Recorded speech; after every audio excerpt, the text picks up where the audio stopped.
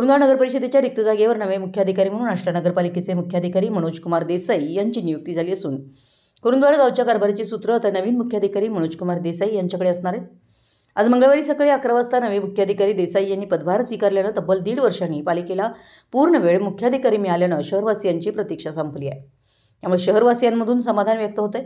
मुख्याधिकारी आशिष चौहान यांच्या वादग्रस्त कामकाजामुळे जुलै 2024 रोजी जिल्हाधिकारी यांनी चौहान यांना सक्तीच्या रजेवर पाठवलं होतं। तेव्हापासून पालिकेचा प्रशासकीय कारभार प्रभारीवरच होता।